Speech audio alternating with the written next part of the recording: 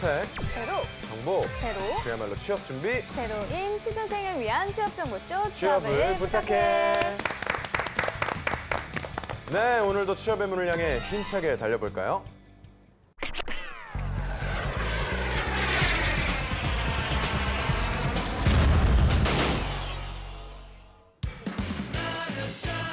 너의 취향을 저격해주마. 취향 맞춤 기업 정보 톡, 취향 저격 이 회사는 어때? 자, 오늘도 저희와 함께 해주실 분들 소개할게요. 취향 저격수 양상국형, 취업 컨설턴트 홍기천 쌤, 빅데이터 전문가 전민기 쌤, 캠퍼스 특파원 박은송 학생 나왔습니다. 안녕하세요. 반갑습니다. 안녕하세요. 반갑습니다. 은성 학생도 오랜만에 뵙네요. 네, 오랜만입니다. 제가 생일이어서 좀 많이 먹고 와서 생일이시구나. 오늘 이제 달이 떴는데요. 네. 신경님이 생일 선물 준비했잖아요.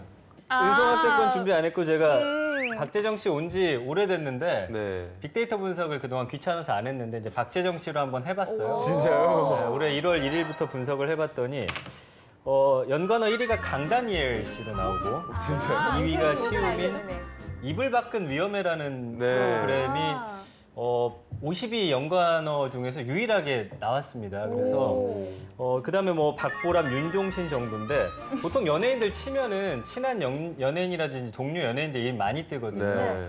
사람들과의 관계를 조금 더 신경 쓰시고 네. 그다음에 프로그램을 잘 선택하셔서 이슈를 좀 만드는 게 아, 중요할 네. 것 같아요. 근데 연관이 3위까지가 이제 남자 연예인인 걸 보니까 내년에는 좀 브로맨스를 키워가지고 좀 이슈를 좀 만들어 보는 게 좋을 것 같고요. 와. 그 연관어의 어떤 긍부정 여론 동향을 봤더니 영어라든지 뭐 의외의 발언 이런 거에 사람들이 좀 재밌어 하더라고요. 네, 영어 외국에 오래 살다 오셨는데 못하나 보죠. 네.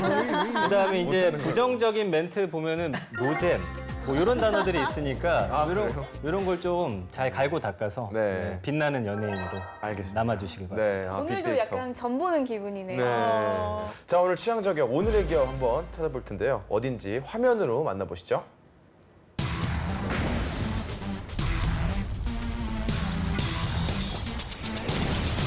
네, 오늘의 기업은 종합유통기업 신세계입니다.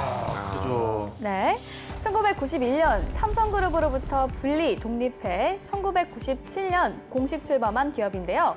1930년 신세계백화점 본점의 모태인 미스코시 경성지점으로부터 역사가 시작됐습니다. 1969년 삼성그룹 임직원에게만 발급한 신세계백화점 카드는 국내 최초의 신용카드로 기록돼 있고요. 1983년 웨스턴 조선호텔을 인수해 호텔 사업에 진출. 10년 뒤 1993년엔 대형마트 국내 1호점이자 최초 할인점인 이마트 창동점을 개점했습니다. 2009년엔 세계 최대 백화점으로 기네스에 등재된 신세계 부산 센텀시티점을 오픈하면서 세계적으로도 주목을 받았고, 최근 신세계 유통 노하우와 자본을 총동원해 국내 최초 쇼핑 테마파크 스타필드 하남을 오픈, 지난해 정용진, 정유경 남매의 오너 3세 경영이 본격화되면서 현재는 30개가 넘는 계열사를 보유하고 있습니다. 네, 신세계 사실 모르는 분이 없을 거라고 생각을 하는데요. 네. 신세계 하면 뭐 이마트, 네. 그리고 백화점, 면세점 등 같이 우리 주변 애들 항상 가까이 있는 기업이잖아요. 그러니까 단어만 생각해도 좀 설레지는, 설레요? 쇼핑 생각하면 설레지잖아요. 네네네. 아, 그런 것 그럴 수 있죠. 우리 은송 학생은 신세계. 카스테라랑 마카롱이 스타벅스 포장만 없는 거지 이제 이마트에 가면은 더 쌉니다. 한 1,000원 정도. 맛은 정말 똑같은데 그게 그 스타벅스랑 신세계랑 합작을 네. 했다고 들었거든요. 그래서 되게 신기했던 네. 그런 맛은 있습니까? 맛이 똑같습니다.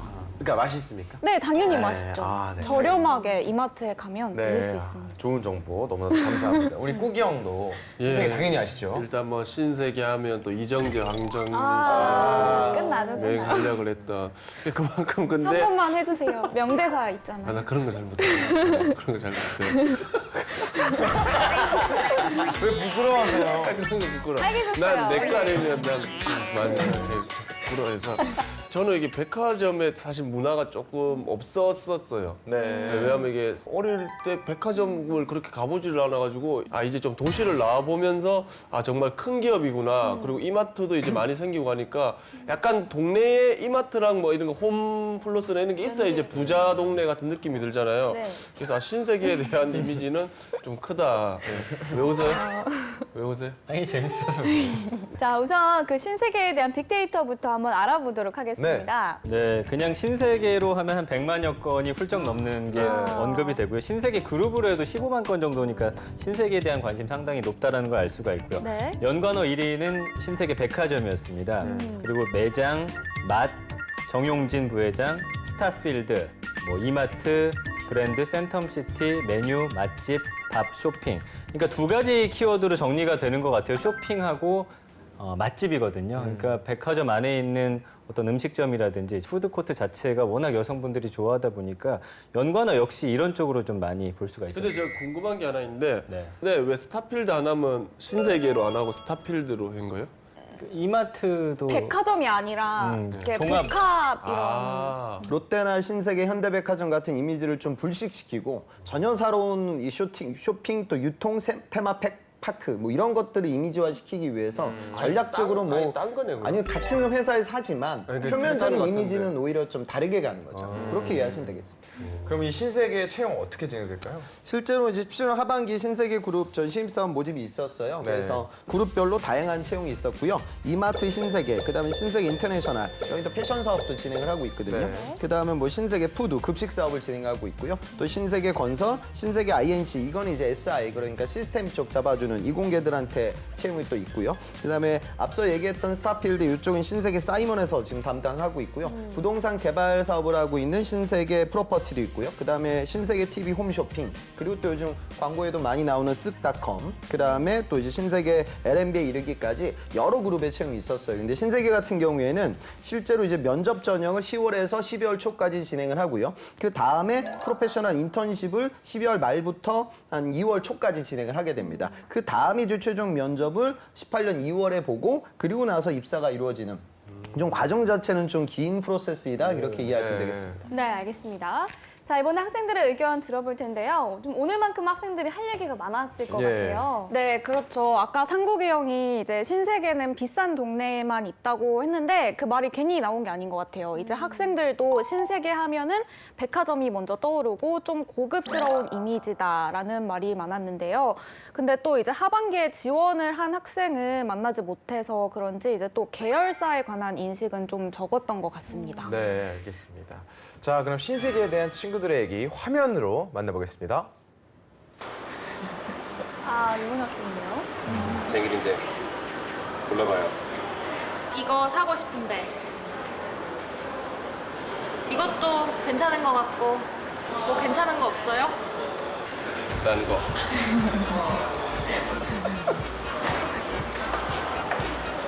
한국말 잘하죠? 이거 한번 읽어봐요. 춘향. 안녕하세요 취향 저격 여러분, 캠퍼스 특파원 CF 박은솔입니다. 패러디죠? 네. 오늘의 기업은 바로 신세계인데요. 그럼 저와 함께 생각이 안 가보시죠. 나네. 이번이 마카티인가요? 네, 마카티 아, 그러면 하반기 지원하셨나요? 몇 개 하긴 했는데 일단 제 과를 살려서 그냥 사회복지 관련 기관 위주로 지원을 해봤습니다. 신세계 그룹하면 떠오르는 이미지가 있을까요? 뭔가 도시적이고 고객을 위한 그런 다양한 서비스를 제공하는 그런 기업으로 알고 있어요. 그럼 신세계 그룹의 계열사가 굉장히 많아요. 알고 계세요? 네, 백화점도 있고 면세점 같은 것도 있고 그 중에 본인이 가장 가고 싶은 곳 하나를 꼽자면 어딜지? 백화점 같은 것도 아마 좋을 것 같아요. 일반 사기업에도 사회공헌팀 같은 사회복지 관련 전공을 살릴 수 있는 그런 직무가 있는 걸로 알고 있어요. 공예과는 그러면 취업을 어느 쪽으로 생각하시는지? 귀금속 디자인이나 아니면은 가구 디자인 같은 거는 아트 디렉터 쪽으로 과가 뭔데요? 많이 생각을 해요. 이제 공예 디자인 쪽 신세계 하면 공부하고 떠오르는 계신다고. 이미지가 있을까요? 빨간색 꽃 아, 맞아요. 그 백화점에 달려있는 그거 가거나 그냥 오, 역시 디자인과답게. 반짝반짝한 이미지. 신세계 대 롯데. 신세계. 신세계 대 현대. 신세계. 왜요? 이유가 있어요? 고속터미널 자주 다니는데 갈 때마다 아무래도 더 접근성이 더 익숙. 가장 큰 영향을 미치는 것 자주 같아요. 가고 신세계 매장 하면은 좀 어떤 이미지인가요? 전체적으로 좀 많이 현대적인 느낌이 많이 나는 것 같아요. 진로는 혹시 어느 쪽으로 생각하고 계신지. 게임 개발자 구글이나 블리자드 쪽으로. 오늘의 기업이 신세계 그룹인데요. 신세계 하면 떠오르는 이미지가 있을까요? 약간 좀 고급스러운 느낌. 오, 왜요? 백화점 같은 거, 어. 명품 같은 거 많이 팔고 그러니까. 신세계, 롯데. 신세계요. 신세계, 현대. 현대요. 아, 신세계보다는 현대다. 이유가 있을까요? 낯이 많이 익으니까 현대가. 아. 여러 가지 현대가 좀 많은 쪽에서 있으니까. 학과 이름만 들으면 굉장히 취업 깡패 학과 같아요. 혹시 취업은 어느 쪽으로 생각하시나요? 저희 선배들의 사례를 보면은 대체적으로 금융권이나 그 어떤 그 공기업의 통계 직렬로 많이 취업하신 걸로 알고 있습니다. 기업 쪽으로는 연관이 잘 안 되나요? 통계가 요즘 많이 쓰이는 분야다 보니까 여러 기업에서 찾는 건 맞는 것 같아요. 신세계 하면 떠오르는 이미지가 있을까요? 신세계 하면 일단 백화점이 떠오르고 백화점과 연관된 대형마트, 이마트 정도가 떠오릅니다. 오, 유통 기업에서 일을 하시게 된다면 좀 어떨 것 같아요? 저의 전공이 통계다 보니까 약간 그 소비자들에 대한 데이터를 통계 저희 전공을 통해서 분석하고 그래서 좀 더 그에 맞는 마케팅을 할 수 있다면 재밌을 것 같아요. 떠오르는 마케팅 사례나 광고 같은 거 혹시 있으신가요? 저 알아요. 말 많네. 이마트랑 말 많아. 한 거에 SSG 그리고 가만히 방송 있잖아요. 욕심이 있으시더라고요. 커피를 마이크처럼 계속 하고 쓱 이러고 끝나잖아요. 맞아요. 그- 정확합니다. 그거 네, 잘 들었습니다. 이 네. 신세계 하면 고급스럽고 세련된 이미지로 선호도가 높은 편인 것 같은데 네. 제가 듣기로는 유통 계열이 전반적으로 입사가 쉽지 않다고 들었거든요. 맞는지 한번 한간의 소문부터 확인해 보도록 할게요. 상국이요. 신세계에 입사하려면 101, 101을 넘어서야 한다고 카더라. 카더라. 신세계 공채인 프로듀스 우리 또 101보다 경쟁률이 더 높은 그리고 더 힘든 오디션 평가가 있다고 합니다. 네. 이건 어떤 겁니까? 이거 저 원어원이라고 읽어가지고 101이라고 읽으면 101이라 사무실은 저 연예인인데 여튼 근데 요거는 뭐냐면 이제 요즘 탈스펙 전형들이 많아지고 있거든요. 신세 같은 경우도 경력 단절이 없는 여성 인력이라는 키워드 하나, 그 다음에 생각이 젊은 실전형 인재라는 키워드 둘, 요 두 가지에 맞춰서 드림 스테이지라고 해서 따로 하고 있어요. 그러니까 이건 다른 전형이 아니라 자신의 꿈을 펼치는 무대라는 컨셉에 의거하여 대졸 신입사원 지원자가 직접 그 현장에서 프레젠테이션을 하는 거예요. 컨텐츠 자체 차별성을 굉장히 요구하고요. 안 그러면 또 이제 PT이기 때문에 발표력 자체가 좋은 친구들이 이런 기회를 좀 뚫어요. 이걸 뚫게 되면 서류 전형이라든가 1차 면접 점수는 아예 반영이 되지 않은 상태에서 채용이 흘러가는 거죠. 그러니까 이런 지금 프로세스가 현대자동차도 그렇고 뭐 KT, 롯데 많은 기업, 현대백화점도 그렇고요. 진행을 하고 있어요. 이제 18년 3월에 또 이런 전형을 맞이하게 될 거예요. 그래서 내가 그런 특수 경험이 있다? 안 그러면 내가 스펙은 좀 낮지만 발표력이 좋다. 그런 친구들은 열심히 도전해야 되니까 발표 컨셉이라든가 프레젠테이션, PPT 자료를 미리 만들어 놓는 것도 좋아요. 그래서 자소서만 잘 만드는 것이 아니라 나의 본인의 이 개인 포트폴리오, 이거에 대한 사전 제작, 그리고 그거에 대한 사전 연습이 이행이 돼야 돼요. 그래서 여러분들이 3월 시즌을 준비하는 데 있어서 이런 과제들은 미리 하기가 어렵단 말이죠. 그러니까 2월 말까지 전체적인 채용의 준비가 이루어져야 된다. 이렇게 생각하고 겨울방학을 좀 타이트하게 보내셔야 됩니다. 네. 전쌤 그럼 여기 신세계 과연 연봉 어느 정도 됩니까? 평균 연봉이 4,419만 원입니다. 사원이 3,370만 원 정도로 시작을 하고요. 대리가 3,939만 원. 과장부터 이제 연봉이 확 올라갑니다. 6,106만 원, 부장은 7,923만 원.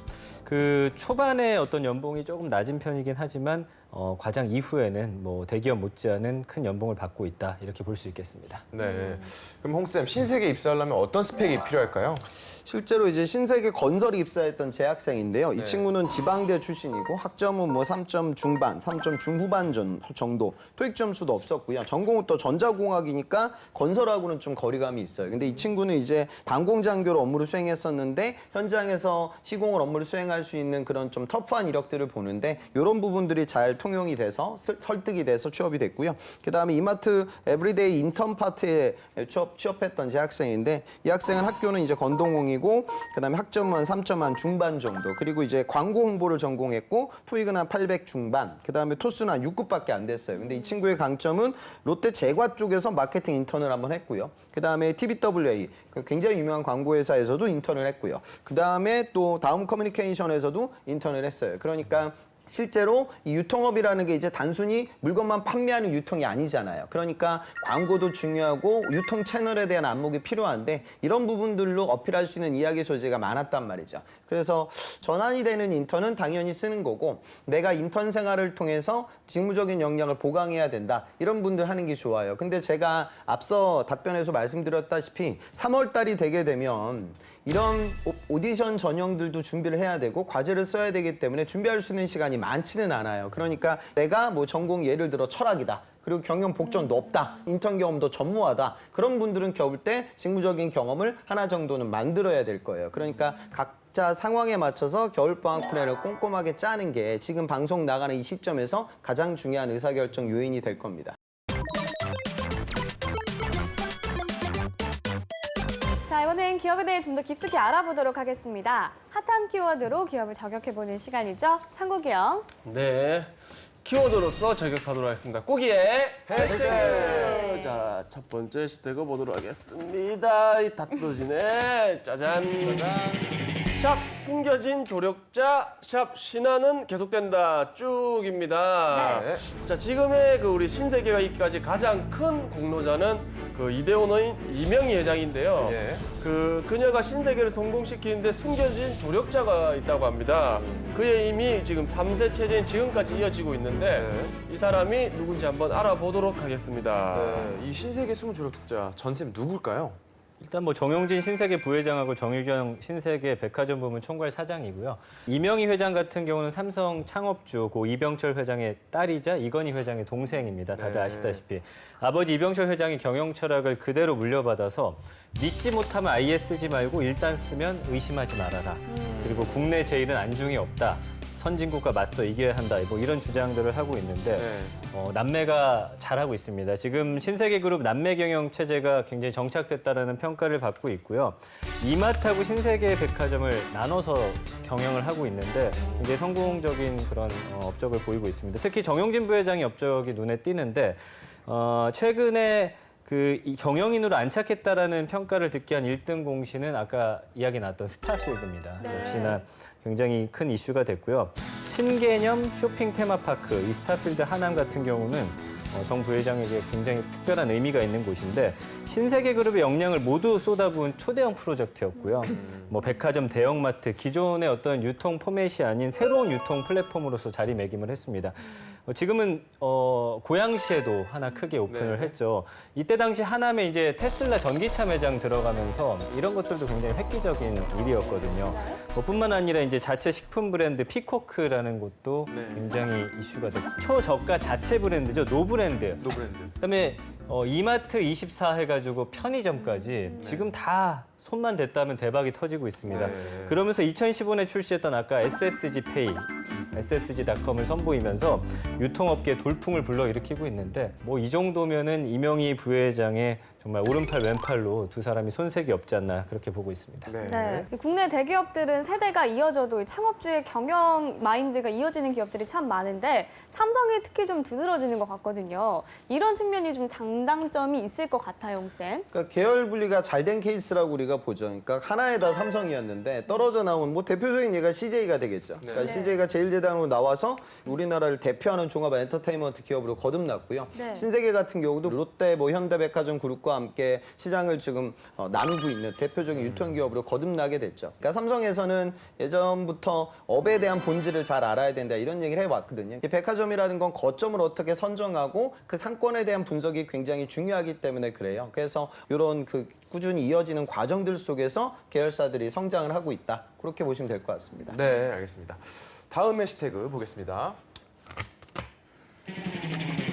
샵 산무정책, 샵 상생 편의점입니다. 우리 이마트에도 편의점이 있다는 거를 모르신 분들이 있을 있을 건데 예. 일반 그 프랜차이즈 가맹점에 있는 3가지가 없다고 합니다. 이상한 건 이 3가지가 없음에도 우리 본사와 업주가 서로 윈윈할 수 있다고 합니다. 네. 예. 프랜차이즈 본사들의 갑질이 때마다 이슈가 되고 있는데 대체 뭐길래 윈윈할 수 있는지 좀 궁금하거든요. 네. 전쌤 뭔가요? 일단 3가지가 뭐냐면 24시간 영업을 하지 않고요. 편의점인데 그다음에 로열티가 없고 영업 위약금이 없는 산무 정책을 도입했습니다. 물론 본인들뿐만 아니라 같이 하는 가맹점주들에게도 어느 정도 신경을 써주는 그런 정책들이라고 볼 수가 있고요.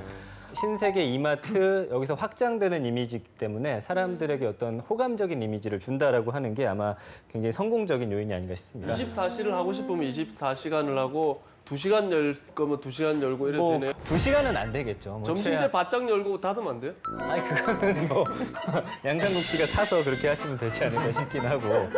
이마트 24가 늘면서 생긴 문제가 이 대형마트인 이마트와 같은 상품을 판다는 건데 결국은 이 대형 상권부터 골목 상권까지 전부 휩쓰는 건 아닌가라고 지금 생각하는데 홍쌤 이거 어떻게 보시나요? 실제 이게 되게 예민한 부분이에요. 네. 근데 이제는 1인 가구 시대로 변화하게 되면서 마트 상권이 점점 축소되고 있고 편의점 시장이 커지고 있으니까 신세계 입장에서도 이 편의점 사업을 그대로 놔둘 수가 없는 거죠. 그러니까 이마트의 브랜드 가치를 활용해가지고 시장에 들어가는 거예요. 이마트 입장에서는 뭐 점포 공급 금액의 한 1%를 경영주에게 되돌려주는 제도를 도입해서 상생을 할 수 있는 편의점으로 우리는 발전하겠다 이런 식으로 내세우고 있지만 골목 상권 침해의 날선 비판을 지금도 이제 충돌이 벌어지고 있어요. 근데 이마트 입장에서는 사실은 편의점 시장이 이미 자리매김돼 있기 때문에 우리는 이런 재래시장을 보고 이 시장에 들어오는 것이 아니라 결국에 CU라든가 GS25시하고 싸우기 위해서 지금 이 시장에 들어오는 거니까 아주 좀 예민한 부분이기는 해요. 그런데 앞으로도 이런 재래상권이라든가 골목상권 침해 문제가 불거지게 되면 기업 입장에서는 부담스럽기 때문에 이 문제가 앞으로 어떻게 흘러갈지에 대해서는 우리가 조금 더 지켜봐야 될 부분일 것 같습니다. 네, 알겠습니다. 상생에 관한 이슈가 잘 조정이 좀 됐으면 좋겠습니다. 네. 지금부터 학생들의 궁금증을 해결해 보도록 하겠습니다. 올해 작년보다 더 많은 직원을 뽑았다고 들었는데 그 신세계에선 어떤 직무를 중점으로 두고 직원을 채용하시는지 궁금합니다. 네, 최근 신세계에서 채용 인원을 늘렸다고 들었는데 중점을 두고 뽑은 그런 직무가 있을까요? MD 직군에 대해서 생각을 하는 친구들, 그다음에 내수 유통 영업에 대해서 생각하는 친구들, 이쪽으로 채용이 좀 많아지고 있는 것 같고요. 그다음에 앞으로 이제 기업의 동향에 맞춰서 채용이 흘러가니까 편의점 부분에 대해서도 채용이 예전보다는 더 많아질 것 같고 투자를 많이 한다고 하니까요. 그다음에 아까 얘기했던 그 스타필드 같은 이런 신개념 유통 채널에 대한 채용도 더 많아질 것 같다. 그래서 구직자라고 하면 전체적인 채용의 흐름, 경쟁률이 어디에 쏠릴 것이냐 이런 부분들을 좀 고려하면서 구직 활동을 해봤으면 좋겠습니다. 네, 알겠습니다. 자, 또 다른 질문 들어볼까요? 신세계에서 이번에 청년 창업을 지원한다는 기사를 봤는데 어떤 식으로 진행되는지 궁금합니다.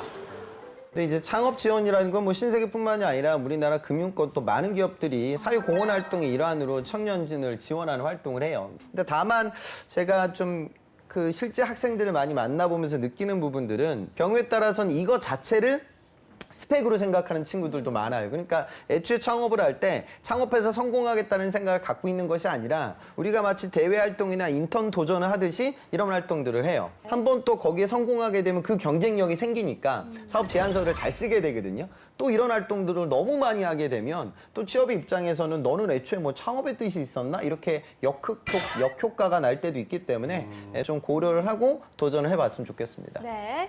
자, 이번엔 실제 면접 상황을 재현해 보도록 하겠습니다. 상국이 형. 네, 면접을 한번 보도록 하겠습니다. 자, 우리 신세계가 요즘에 2030 세대들이 생각보다 좀 많이 안 오고 있는데 2030 세대 고객을 끌어들일 방법이 뭐가 있을까요? 저는 최근 트렌드로 욜테크를 제안하고 싶은데요. 이제 욜로라는 생활 패턴이 유행을 했었는데 이제 또다시 욜로 생활을 하다가 골로 간다 해서 좀 절약하자 이런 분위기로 바뀌고 있다고 들었습니다. 그래서 이제 욜테크에 맞춰서 신세계도 2030들에게 합리적인 상품을 많이 제시해야 한다고 생각합니다. 블랙 컨슈머에 대한 대처 방안 어떻게 해야 된다고 봅니까? 최근에 이제 블랙 컨슈머를 막기 위해서 많은 기업에서 노력을 한다고 들었는데요. 저도 고객뿐만이 아니라 우리의 직원들도 소중한 사람이기 때문에 기업 자체에서 많이 지원을 해줘야 한다고 생각합니다. 그래서 매장 자체에 이제 고객님들께 직원들을 조금만 배려해달라 이런 문구를 게시하거나 뭐 전화 연결음에 미리 따뜻한 메시지를 좀 심어 놓는다면 블랙 컨슈머를 막을 수 있지 않을까 생각합니다. 네, 일단 네. 그 블랙 컨슈머 요 질문은 유통업에서 많이 하는 면접 질문 중에 하나예요. 근데 여러분들 아셔야 되는 건 고객은 무조건 왕이죠. 그래서 친절하게 대응하는 거예요. 근데 블랙 컨슈머의 그 대응 기준은 다른 고객들에게 피해가 가는 그 기준점이 블랙 컨슈머들 응대할 수 있는 대응 기준으로 잡는 게 좋지. 그러니까 무조건 뭐 규정에 맞춰서 우리가 대응을 하는 건 아니기 때문에 그런 식으로 좀 고객 CS 마인드를 보여줄 수 있게끔 답변이 나갔으면 하는 바람이고요.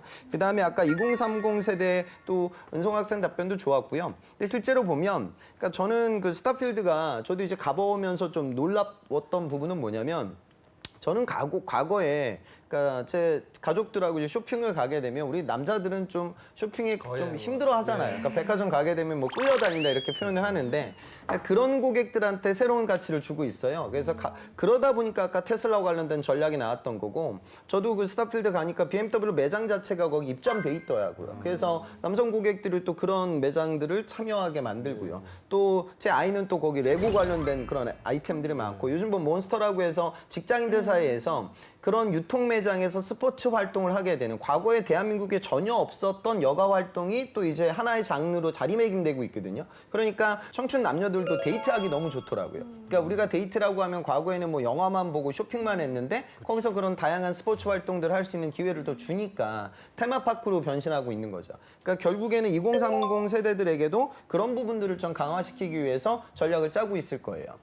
그러면 사실 이런 세대가 좀 그런 스타필드에 오기 어려운 부분은 교통인 부분이거든요. 그러니까 이쪽은 이제 대중교통에 있어서는 조금은 좀 안 좋은 부분들도 있기 때문에 왜냐하면 이게 굉장히 넓은 면적을 좀 활용해야 되기 때문에 아주 수도권의 아주 중심지에는 매장을 열기가 어려워요. 그러니까 그런 부분으로 다가가서 답변을 하면 더 좋지 않을까 그런 생각이 듭니다. 네.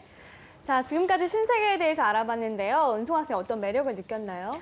저는 워낙 신세계가 고급스러운 이미지이기 때문에 취업의 벽도 좀 높지 않을까 생각했는데 이번에 또 탈스펙 전형을 시도하는 걸로 보아서 좀 직무 능력을 어필을 하면 합격할 수 있지 않을까 생각을 했고 또 이번 채용에서 합격하시는 분들은 어떤 분들일지 기대가 됩니다. 네. 우리 홍쌤의 꿀팁도 빠질 수 없겠죠? 제 친한 친구 중에 외국인 친구가 한 명이 있어요. 그러니까 이탈리아 친구인데. 네? 이탈리아 친구예요? 예전에 펜판하던 친구예요. 근데 이 친구가 이제 한국에 온다고 하더라고요. 그래서 제가 이 친구 일정을 막 잡아주고 있는데 저는 꼭 이 스타필드에 데려갈 거예요. 제가 얼마 전에 과물 가족들하고 휴가처로 이제 갔다 왔는데 정말 매장이 좋더라고요. 미주 매장이니까. 그리고 이제 거기에 이제 크리스마스 시즌이고 하니까 아이들이 탈 수 있는 이런 기차? 제 아들이 그걸 아주 신나게 이제 탔었어요. 근데 이제 지금 그게 어찌 보면 원조인데 네. 지금 우리나라 스타필드나 뭐 롯데도 그렇고 현대백화점 매장들을 가보면 거기 제가 괌에서 봤던 기차하고는 비교도 할 수 없을 만큼이나 화려한 기차가 매장을 돌아다니고 더 많은 아이들이 거기에 열광하고 있어요. 그러니까 이런 식의 변화가 우리나라가 작은 나라지만 유통 관련된 경쟁력이 실제로 어마어마하고 또 그런 부분에 대해서 투자를 하고 있는 거예요. 그러니까 이제 실제로 스타필드의 경쟁사는 백화점이나 마트가 아니라 테마파크가 될 것이고 야구장이 될 거거든요. 그러니까 이런 식의 전략을 경영진들이 생각하고 있으니까 구직자들도 그냥 단순히 물건을 사서 쓰는 유통이 이제 끝났어요. 그러니까 경험과 체험을 할 수 있는 유통 매장으로 변화하는 오프라인 매장의 전략을 정확하게 이해하고 면접장 가서 교감을 좀 하셨으면 좋겠습니다. 네, 오늘 저희는 신세계에 대해서 알아봤고요. 그 안에 뭐 백화점, 이마트24, 뭐 스타필드에 대해서 여러 정보를 여러분들께 알려드린 것 같아서 굉장히 뿌듯합니다. 오늘은 여기까지고요. 저희는 다음 시간에 다시 찾아오겠습니다. 감사합니다.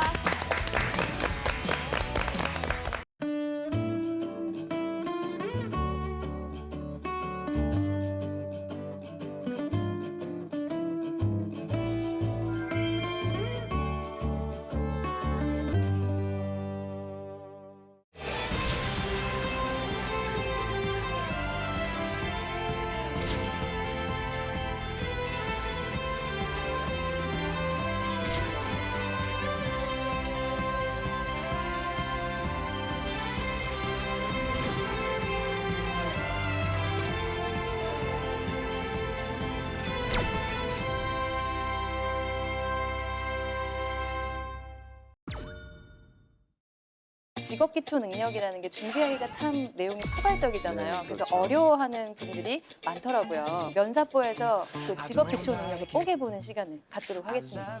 첫 번째는 의사소통 능력입니다. 당연히 의사소통력은 가장 기본적인 것 같아요. 다섯 번째는 자기개발 능력입니다. 이것도 사실은 면접상에서 굉장히 자주 물어보는 어떤 네. 질문 중에 하나라는 걸 좀 한 번쯤은 이해하셔야 될 것 같습니다. 자, 그러면 이제 여섯 번째인데요. 문제 해결 능력입니다. 이 문제 해결 능력을 배운 적이 거의 없었던 것 같아요. 드디어 이제 마지막이네요. 네, 열 번째 직업 윤리입니다. 네. 쉬울 것 같은데 또 네. 어려운 게 직업 기초 능력이죠. 네, 면사포가 제대로 뽀개줬으니까 좀 많은 도움이 됐으면 좋겠습니다. 네.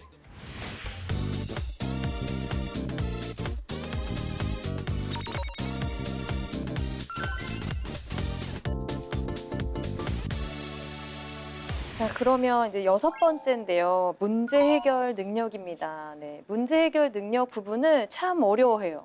네, 뭐 그리고 어떤 문제를 말을 해야 되는지 어떻게 표현을 해야 되는지 좀 어려워하는데 지금 어렵다고 생각하는 이유가 뭐냐면 지금까지 그 취업준비생들이나 저희도 마찬가지고 네. 이 문제 해결 능력을 배운 적이 거의 없었던 것 같아요. 가르치는 과목도 없었고 일부는 있었어요. 사고력 중에 논리적 사고력. 이거는 이제 수학이나 이런 쪽에서 가르쳤고. 네. 근데 이제 비판적 사고력이나 창의적 사고력 같은 경우는 누굴 교육시키기도 힘들고 자기 개인적으로 좀 그쵸. 익혀야 되는 것도 많고 게다가 더 중요한 건 뭐냐면요. 지금까지는 문제 해결 능력이 그렇게 필요하지가 않았어요. 그런데 경쟁도 너무 치열해지고 뭐 4차 혁명 시대에 오면서 기업뿐만 아니라 개개인들한테 엄청난 문제들이 생기고 있어서 네. 지금 급부상하고 있는 능력이죠. 그래서 일단 그 문제 해결 능력에서는 뭐 여러 가지 분야마다 어떤 압박이 있을 수 있거든요. 연구개발 분야에서는 예를 들면 10명이 해야 될 업무를 5명 내에서 어떤 시간 내에 해야 되는 어떤 문제들이 발생하기도 하고 또 뭐 영업 관련된 뭐 분야에서도 언제까지 마감을 언제까지 어떻게 해야 되는지에 대한 어떤 문제에 봉착하기도 하고요. 그래서 저는 좀 문제 해결 능력에 대해서 혹시 물어보는 어떤 질문들, 문제를 개선해봤던 경험들을 얘기할 때는 좀 약간은 3가지 정도 조건에 대해서 좀 얘기를 해드립니다. 방법은 여러 가지가 있겠지만은 좀 시간의 어떤 압박이라든지 비용의 압박이라든지 인력 수급에 대한 어떤 압박이라든지 사실 이게 비즈니스 현장에서 우리가 가장 잘 겪을 수 있는 부분 중에 본인이 프로젝트를 했다거나 아르바이트를 했다거나 어떤 동아리 활동에서 어떤 행사를 했다거나 했었을 때 하다 보면 사실은 시간이 부족한 경우들이 발생하고 인력이 부족한 경우들이 발생하고 이 비용이 부족한 경우들이 많이 발생을 하거든요. 네. 네, 그런 어떠한 측면에서 그 문제를 뭐 시간이 부족했을 때는 어떻게 그 문제를 해결하였는지 더 효율적으로 아니면 뭐 이 3가지 이 문제에 대해서 어떤 각각의 문제에서 어떤 식으로 문제를 해결해 나갔는지 이런 차원에서 대답을 하게 되면 좀 더 문제 해결 능력적인 측면에 대해서 이야기할 때 조금 더 수월하게 좀 이렇게 대입하는 경우도 좀 많이 봤었거든요. 왜냐하면 창의적 뭐 이렇게 문제 해결을 하다 보면 학생들이 세상에 없는 걸 자꾸 생각하려고 하는 경향이 있다거나 네. 아니면 어디서 뭐 특허를 받은 걸 자꾸 생각하려고 한다거나 하다 보니까 난 그게 없는데라고 하기보다는 자신이 어떤 약간은 회사원은 아니었지만은 그동안 학교 생활을 하면서 프로젝트를 하면서 했던 상황 중에서 비즈니스와 가장 밀접한 문제들, 시간, 비용, 인력 이 문제를 좀 해결했던 방법 혹은 아니면 또 지식적인 측면도 있을 수 있거든요. 어떤 걸 풀려고 하는데 지식이 없는 상황에서 지식을 어떻게 몰랐던 부분들을 영역을 헤쳐나가기 위해서 어떤 노력을 했는지에 대한 부분도 어떤 문제 해결 능력에 들어갈 수 있지 않을까라는 생각이 좀 듭니다. 네. 네. 일단 뭐 경영에서 보면은 뭐 기획이나 총무나 뭐 이런 데도 이제 그런 회사를 전체적으로 행사를 하는 경우도 있고 뭐 프로모션을 기획해야 되는 부분도 있기 때문에 저는 관련된 뭐 작은 동아리나 축제에 관련된 행사 같은 거를 해본 경험, 새로운 프로그램을 짜본 경험 그런 것도 좋을 것 같고요. 그다음에 연구개발 같은 경우에 또 새로운 어떤 분야를 연구하고 또 이제 개발을 해야 되다 보니까 이게 한 번에 되지가 않잖아요. 그래서 안 됐을 때 다른 방법을 또 해서 해보고 뭐 해봤던 그런 뭐 과제나 어떤 그런 경험을 좀 얘기를 하면 좋을 것 같고요. 뭐 기술직 분야에서 보면은 뭐 IT 쪽이나 아니면 설계나 공정 같은 경우에서도 뭐 그런 좀 효율적인 생산이나 설계를 위해서 좀 힘을 써야 되는 부분이 있기 때문에 다 학교 과제에서 좀 이런 것들 찾으면 네. 좋을 것 같아요. 네. 너무 어렵게 찾지 않았으면 좋겠다는 생각이 좀 드네요. 네. 이 문제 해결 능력을 직무와 관련해서 한 가지 좀 더 말씀드리면 특히 이제는 경영관리 이쪽에서 문제를 창의적으로 해결해야 될 일들이 많을 거예요. 네. 예를 들어 보면 그 일자리가 자꾸 없어지거나 아니면 회사가 어려워서 이제 구조조정을 하거나 이럴 일이 앞으로 더 많이 생길 거거든요. 네. 근데 그거를 논리적으로 생각을 한다 그러면 그냥 인원 감축이에요.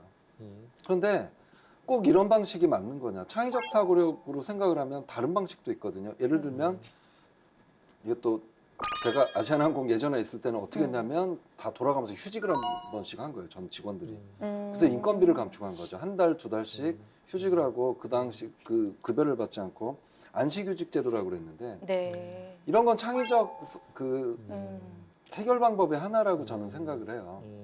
그렇기 그렇죠. 때문에 그렇죠. 앞으로는 경영관리 분야에서 이 문제 해결 능력, 특히 창의적 사고력은 굉장히 중요해질 겁니다.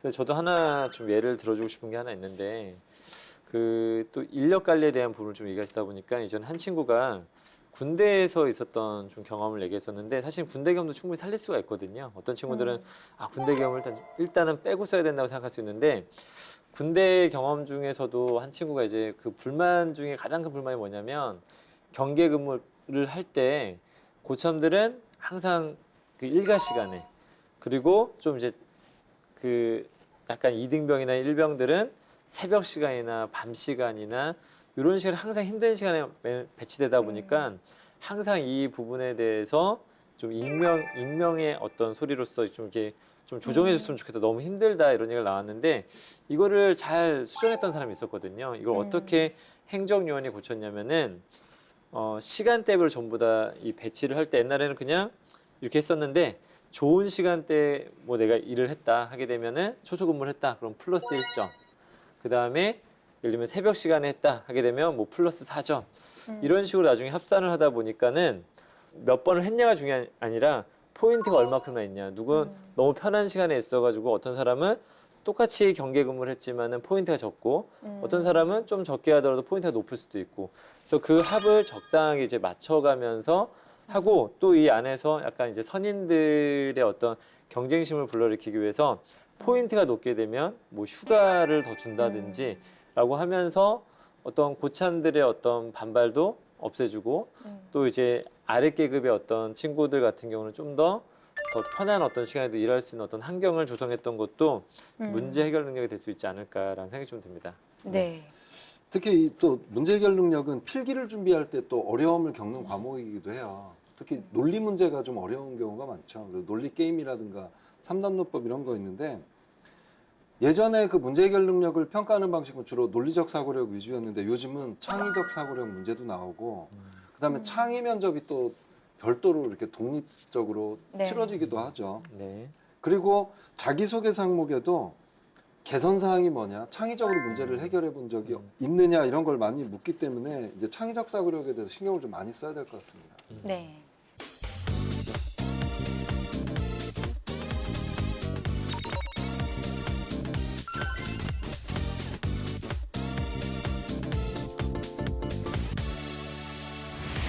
자, 7번째인데요. 자원관리 능력입니다.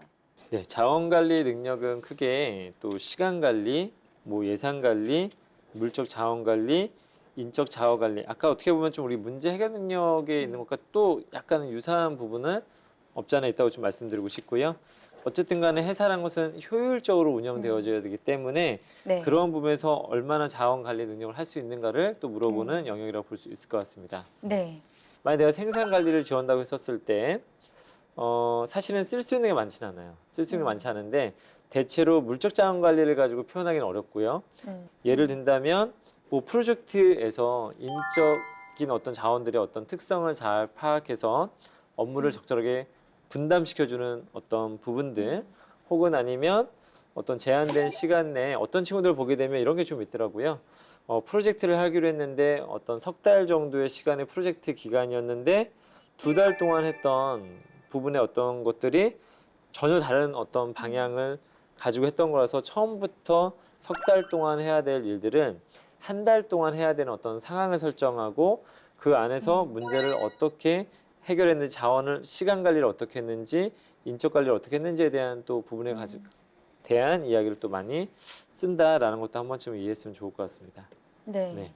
일단 경영 쪽에서 보면 뭐 그 예산 관리, 그쵸. 뭐 회계나 뭐 어떤 자금이나 이쪽에서 그런 부분이 필요하잖아요. 그래서 네. 작은 규모이지만 어떤 모임에서 자기 그쵸. 공금을 좀 관리해봤던 경험, 뭐 동아리나 뭐 아니면 그런 개인적인 뭐 개모임이 될 수도 있고 동기들끼리 그런 거 하는 것도 괜찮을 것 같고 혹시나 경험이 있으면은 자금 쪽에서 아니면은 뭐 투자 쪽으로 간다면 모의 투자했던 경험도 쓰면 좋을 것 같고요. 그다음에 이제 뭐 총무나 뭐 구매나 뭐 이런 쪽으로 들어간다면 물적 자원 관리 능력을 좀 표현하면 좋을 것 같은데 아르바이트 하면서 재고 관리, 상품 관리 같은 거 하잖아요. 그런 경험을 좀 드러내는 것도 좋을 것 같습니다. 자원 관리 능력을 좀 강조해서 합격한 사례가 있는데 이 친구 같은 경우는 그 직무 경험이 전혀 없이 동아리를 굉장히 아껴서 동아리에서 총무를 끝까지 4학년까지 보통 쉬운 일은 아니잖아요. 네. 그런데 취업을 막상 하려고 봤더니 적정한 직무도 없고 그래서 뭘 살릴까 해서 결국은 자기가 동아리에서 총무를 맡아서 그 안에서 동아리 안에서도 충분히 예산 관리나 물적 자원 관리 이런 걸 하게 되잖아요. 인적 자원 관리도 하고 그러면서 저는 총무에 필요한 이런 능력들을 얻었다라고 호소한 게 통해서 합격한 경우가 있습니다. 네. 그다음에 또 영업 관련된 분야에서도 좀 보면 약간은 영업 관리에서도 좀 대인 관계를 좀 더 보여주면서도 약간 이런 예산 관리 아니면 수치적 감각을 좀 보여줄 수 있는 사례들이 좀 있거든요. 네. 그 사례 중에 하나가 뭐냐면 이제 학생들이 보통은 동아리 행사를 한다거나 했었을 때 항상 또 약간 그 예산 문제가 항상 많이 발생하거든요. 이 예산 문제가 발생했었을 때 좀 선배들을 통해서 한다든지 아니면 펀드레이징에 대해서 본인의 어떤 새롭게 방법을 강구해서 어떤 필요로 하는 목표로 하는 어떤 예산을 잘 관리했던 경험이라든지 사실은 이것은 좀 더 영업인으로서 어떤 목표의식을 보여줄 수도 있고 네. 효율적인 어떤 예산 관리를 잘 했다라는 부분도 보여줄 수 있는 영역이 아닐까라는 생각이 좀 듭니다. 네.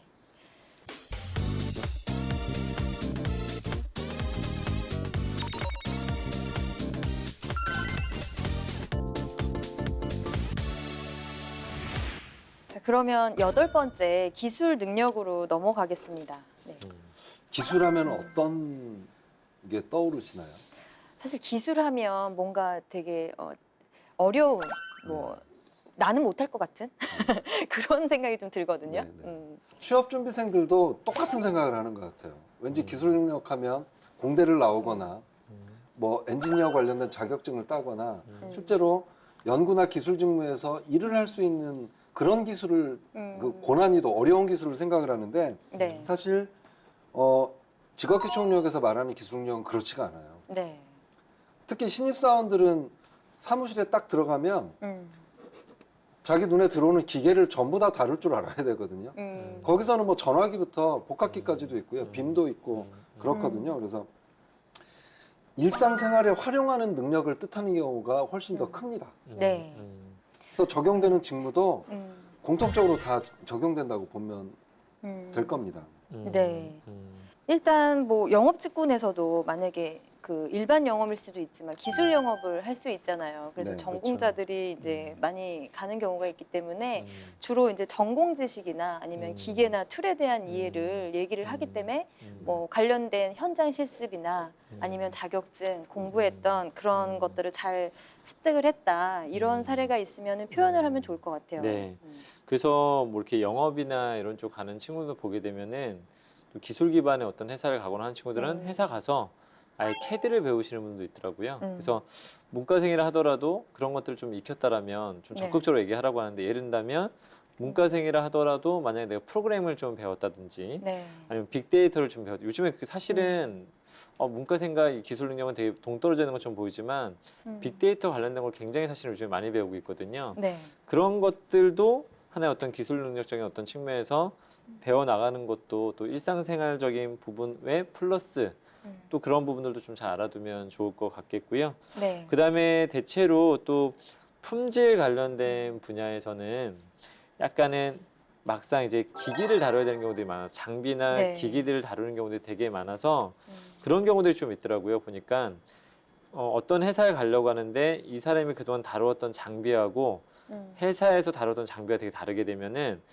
뭐 면접을 잘 보고 못 보게 문제가 아니라 아, 이 사람은 이쪽 분야에서 적응하기가 되게 어려운 사람이라고 생각하는 경우도 좀 있기 때문에 네. 그런 부분도 잘 맞춰야 될 것 같고 그래서 학생들한테 좀 더 사실은 좀 특히 저학년들한테 많이 권장하는 것 중에 하나가 뭐냐면 특히 공학 전공자들한테는 연구실 생활을 좀 해봐라. 그래서 네. 예를 들면 대학원생들 뿐만이 아니라 대학원을 뭐 가면 더 좋겠지만은 대학원 하지 못하더라도 한 1, 2년 정도는 교수님 밑에서 석사생들과 함께 연구실 생활을 하다 보면은 어떤 장비를 뭐 만져본다든지 기기를 만져본다든지 직접 기술적인 부분을 할 수 있는 기회들이 있기 때문에 그런 것들이 조금은 취업 경쟁력을 많이 높여주는 하나의 요소가 될 수 있지 않나라는 생각이 좀 듭니다. 네, 맞아요. 이 기술 능력이 기술을 이해하는 것도 있고 또 선택하는 것도 있고 적용하는 능력도 있잖아요. 그래서 각자 전공 과목에서 잘 했던 뭐 과제를 잘 수행했던 경험들을 좀 들으면 좋을 것 같은데 뭐 예를 들면은 뭐 IT 분야에 본다면 뭐 언어가 여러 가지가 있는데 뭐 자바도 있고 뭐 C도 있을 거고 C++도 있을 거고 여러 가지 있잖아요. 그럼 그것들을 잘 이해를 하고 있고 프로그램에 어떻게 적용을 할 것인지 적용을 해서 과제 성과가 또 잘 나왔던 건 무엇인지 이런 사례들을 가지고 또 표현을 하면 좋을 것 같습니다. 특히 그 기술 직무에서는 이게 중요하다고 그래요. 그 새로운 기계가 도입이 됐을 때 네. 매뉴얼을 통해서 기계에 관련된 걸 익히고 이런 사례도 괜찮을 것 같아요. 네. 그렇죠. 그 다음에 타전공자인데 예를 들면 연구 쪽이나 이런 쪽 또 친구들 보다 보면은 뭐 전공이 약간 자기가 하드웨어 쪽을 좀 했지만 뭐 자바라든지 C 언어 같은 경우를 자기가 좀 했었어야 되는 어떤 상황에서 새로운 자기가 배워보지 못한 분야에 대한 어떤 습득 능력을 보여주는 경우도 있거든요. 어떠한 프로젝트를 하기 위해서 어떤 것을 반드시 배웠어야 되는 상황인데 본인이 사실 그걸 피해도 되고 피한다는 건 뭐냐면 그냥 시키는 일만 이제 열심히 그냥 가져가면 되는 거고 좀 목표를 상향해서 잡았을 때는 전혀 배우지 못한 지식을 여기 접목시켜야 되는 경우들이 있거든요. 근데 이것도 또 우리가 기술 능력을 잘 보여줄 수 있는 하나의 영역이 되지 않을까라는 생각이 좀 듭니다. 네. 그 연구 직무에서도 한 말씀 좀 드릴게요. 연구 네. 같은 경우는 기술 개발을 하잖아요. 네. 이건 이제 지적 재산권이거든요. 근데 그 NCS 직업기초학력 교과서 내에 보면 지적 재산권을 잘 관리하고 지키고 이런 부분이 굉장히 크게 강조가 돼 있어요. 자기소개서나 면접에서 이런 부분에 대한 언급은 저는 많이 보질 못했어요. 그러니까 뭐 인턴이나 이런 걸 하면서 이런 걸 잘 지키고 관리하기 위해서 관심을 기울였다거나 이런 소재거리 앞으로 좀 많이 쓰셨으면 좋겠습니다. 네. 네.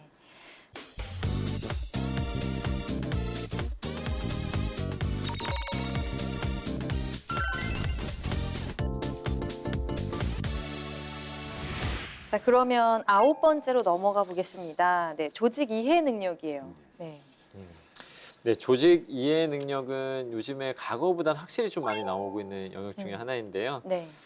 기본적으로 조직 이해 능력을 물어보는 이유 중에 하나는 뭐냐면 조직을 제대로 이해하지 못하고 들어온 사람 같은 경우에는 퇴사가 굉장히 좀 빠른 문제, 그다음에 조직에 잘 적응하지 못하는 문제, 그다음에 어떻게 보면 또 가장 기초적이고 기본적인 회사에 대한 이해를 제대로 하지 못한 상태에서 진행한다는 것은 면접관들한테 굉장히 큰 실망감을 또 줄 수 있는 부분인데 이것도 조직 이해 능력도 여러 가지를 또 하부 요로 나눠지는데요. 국제 감각이라든지 조직 체계에 대한 이해라든지 우리 회사 어떤 경영 어떤 이슈에 대한 이해라든지 그다음에 업무적인 부분에 대한 어떤 이해라든지 여러 정도의 어떤 측면에서 또 잘 이해를 할 필요가 있을 것 같습니다. 지금 학생장님께서 이제 말씀을 해주셨는데 이런 측면으로 생각을 하면 조직 이해 능력이 더 쉬울 것 같아요. 우리 로고가 어떻게 생겼냐.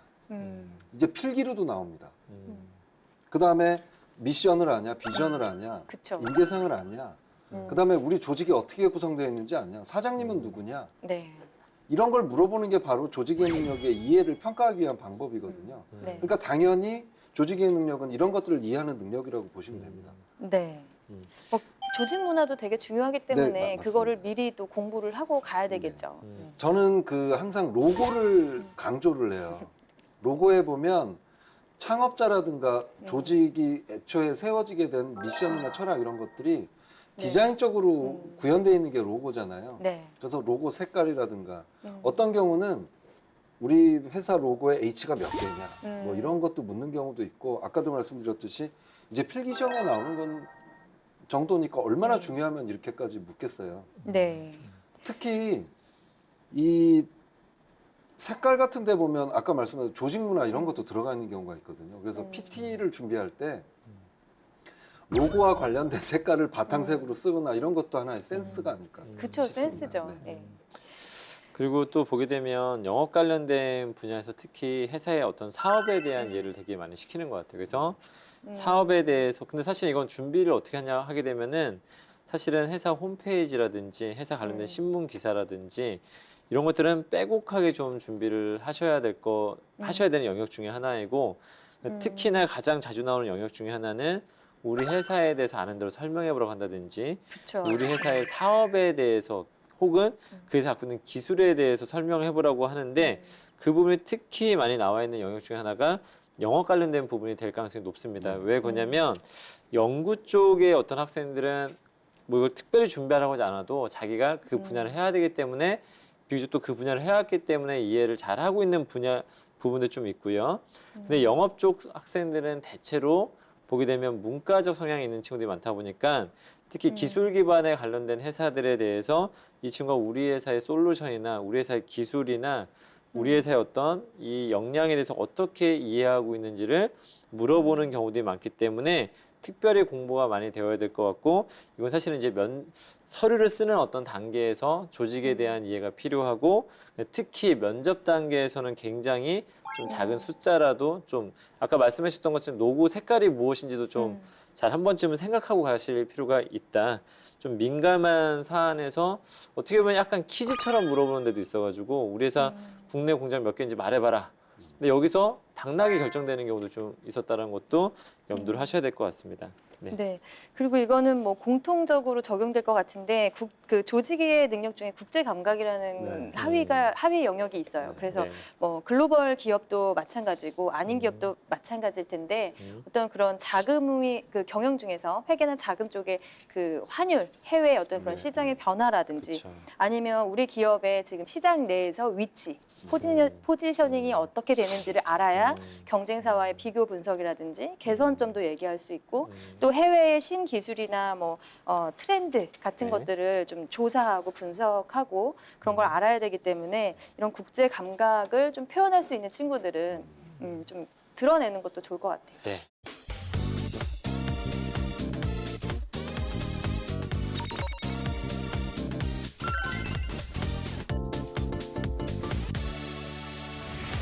드디어 이제 마지막이네요. 네, 10번째 직업 윤리입니다. 네. 산에 정상이 보입니다.